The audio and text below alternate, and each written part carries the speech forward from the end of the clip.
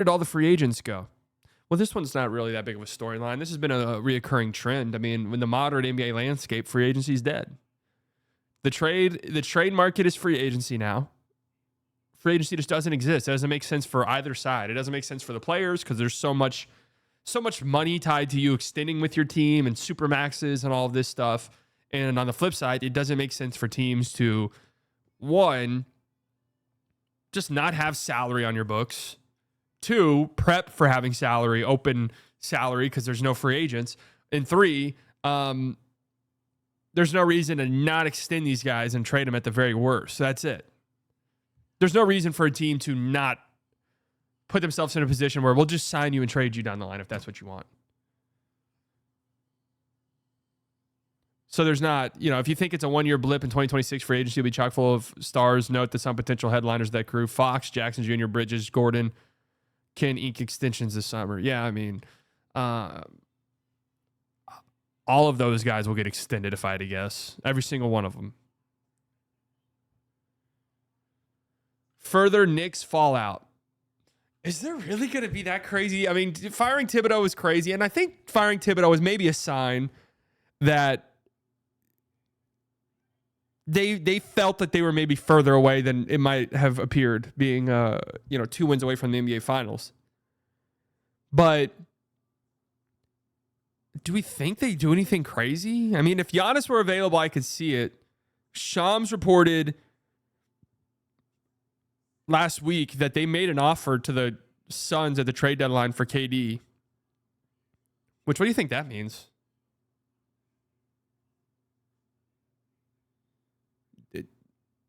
Cat?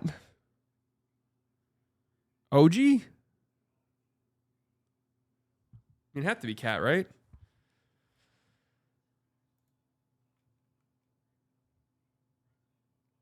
These are, they're wearing the throwback green ones. Yeah, I mean, these are sick always. The green is 100% approval rating for me.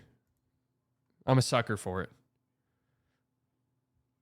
I don't think they're going to do anything crazy in terms of player movement, the Knicks. But you never know, I guess. They just make some moves for a couple more depth pieces, and that's it. Like, what the fuck? I don't... Just because you lost in the playoffs doesn't mean you need to completely and totally revamp your entire team. I always hate that shit. Copycat behavior. They say this every year. What's going to be the copycat? Change is only constant in the NBA, and it's going to be fascinating to see how teams try to emulate the latest trends embodied by this year's final participants, the Thunder and the Pacers. Much of what makes... you really can't replicate OKC. Like, you'd have to already be deep in the process of it. OKC will never be replicable. That's just the truth. It'll never happen. It's like they got lucky. They absolutely got lucky. They got lucky with the Paul George trade and Shea turning into Shea. They got lucky. And there was some lottery luck mixed in there as well. But you just can't replicate that, man. If Milwaukee said, we will give you Giannis, but we want Brunson with other limited assets, would you do it? I mean, Brunson and other limited assets, in 2K, you would do that for sure. The Knicks just wouldn't do that, though. Brunson is the Knicks. I would do it in 2K. Giannis is just way better than Brunson is. And if it's just Brunson and it's some other smaller stuff, absolutely.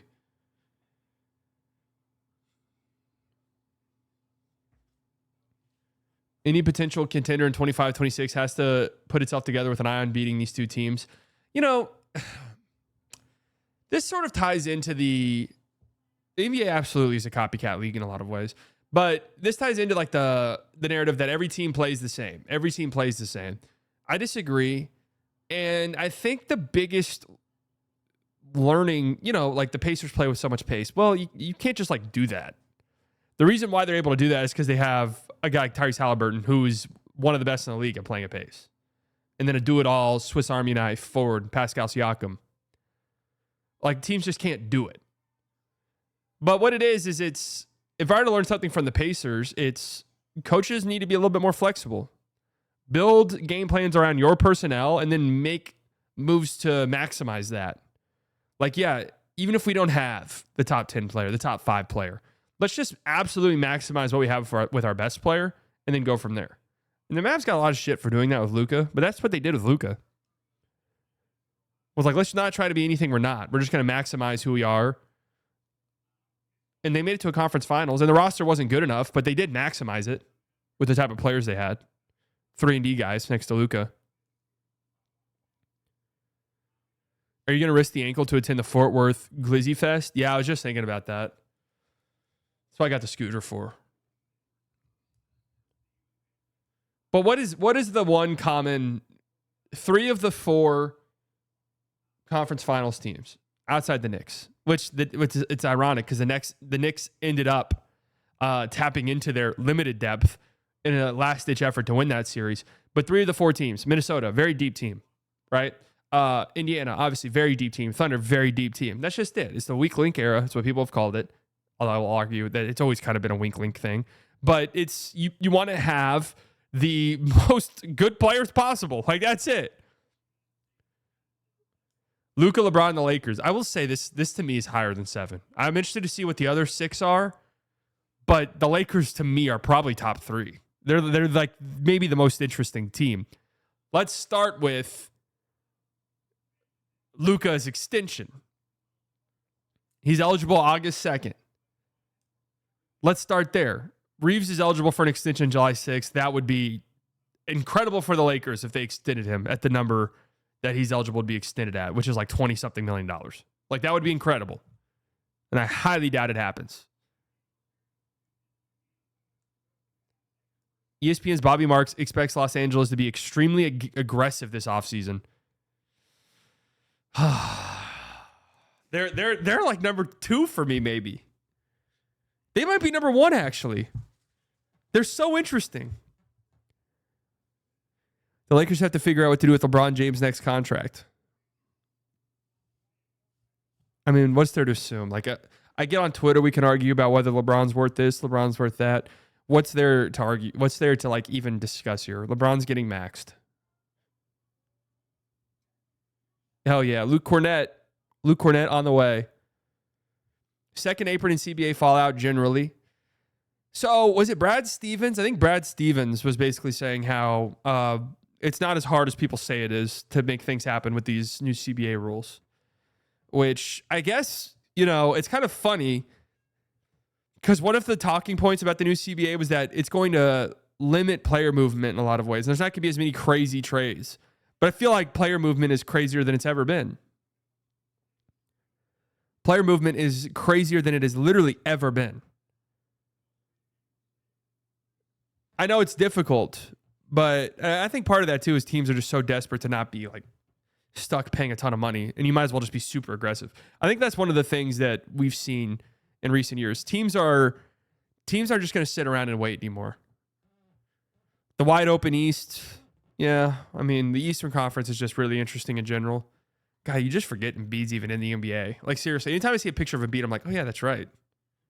This guy won an MVP a few years ago, and it just doesn't even feel like he's in the league anymore.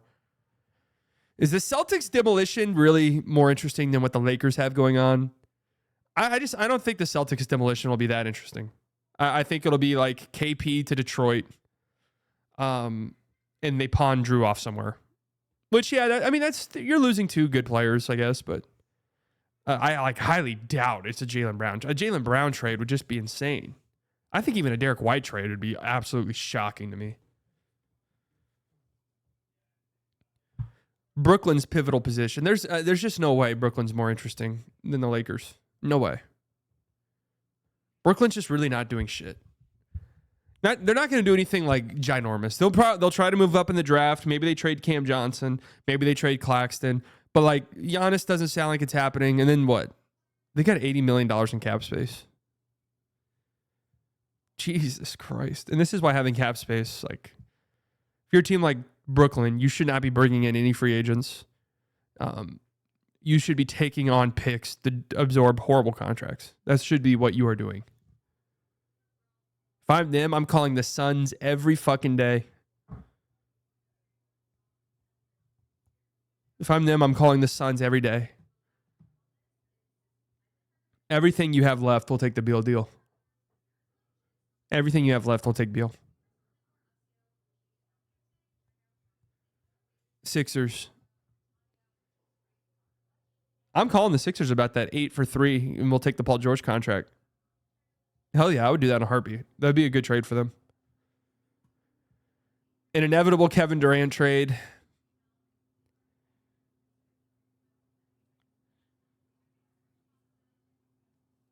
KD on the Spurs moves me. I'm not going to lie to you guys. It moves me quite a bit.